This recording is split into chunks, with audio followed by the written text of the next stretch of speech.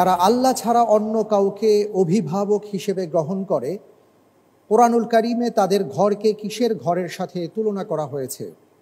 এ মাকড়সা, বি পিঁপড়া, সি মৌমাছি, ডি পতঙ্গ। আলহামদুলিল্লাহ, আমি আল্লাহর উপর ভরসা করে উত্তর হিসেবে বেছে নিচ্ছি এ। সঠিক উত্তর। আলহামদুলিল্লাহ। আলহামদুলিল্লাহ। আল্লাহ সুবহানাহু ওয়া তাআলা ইরশাদ করেন সূরাতুল আনকাবুতের 41 নম্বর আয়াতে, মাসালুল লাযীনা ইত্তাখাযু মিন দুনিল্লাহি আউলিয়া কামাসালিল আনকাবুত ইত্তাখাযাত বাইতা ওয়া ইন্না আওহানাল বুয়ুতি লাবাইতুল আনকাবুত।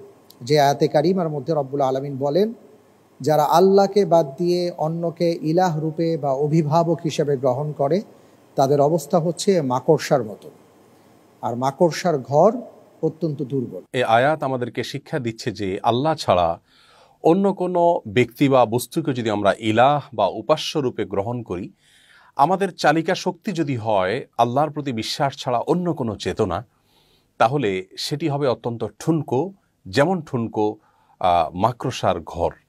মাকড়সার ঘর যেমন দুর্বল, তার চেয়েও বরং দুর্বল হবে সেই ব্যক্তির অবস্থান যে ব্যক্তি আল্লাহ ছাড়া অন্য কাউকে নিজের নির্দেশদাতা হিসাবে গ্রহণ করে। আল্লাহ রাব্বুল আলামিনই আমাদের চালিকা শক্তি হবেন, আল্লাহর প্রতি ঈমানই আমাদের চালিকা শক্তি হবে, অর্থাৎ আমাদেরকে পরিচালিত করবে আল্লাহর প্রতি বিশ্বাস, এবং সে বিশ্বাসের আলোকে আমরা পরিচালিত হব। সে বিশ্বাস এর দাবি পূরণ করতে গিয়ে আমরা কোনো কাজ করব অথবা ছাড়ব, তাহলে সেক্ষেত্রে আমরা প্রকৃতি ঈমানদার হতে পারবো। আজকাল আমরা বেশিরভাগ মানুষ এমন মুসলিম যে মুসলিম ধরি মাছ নাচই পানি টাইপের মুসলিম। আমরা চাই যে আমরা মুসলিমও থাকবো, আবার আমাদের দুনিয়ার অন্য সব বিষয়গুলো সব বরং ঠিকঠাক থাকবে। আমাদের আচরণটা এমন যে দুনিয়ার কাজগুলো সব ঠিকঠাক, আর আখিরাতের কাজগুলো, কোরআন হাদিসের নির্দেশগুলো, এগুলো টুকটাক কোনো রকম আমরা করতে পারলে করলাম, আর না করতে পারলে নাই। এটি আমাদের বিশ্বাসের সঙ্গে কোনো অবস্থাতেই যায় না। আল্লাহ রাব্বুল আলামিন কোরআন কারীমে বলেছেন, ইয়া আইয়ুহাল্লাযীনা আমানু দুখুলু ফিস সিলমি কাফা, হে ঈমানদারগণ, তোমরা পরিপূর্ণরূপে ইসলামে দাখিল হও, প্রবেশ করো। অতএব আধা আধি ইসলামে প্রবেশ করলে সেটি আল্লাহ তাআলার কাছে গ্রহণযোগ্য হবে না।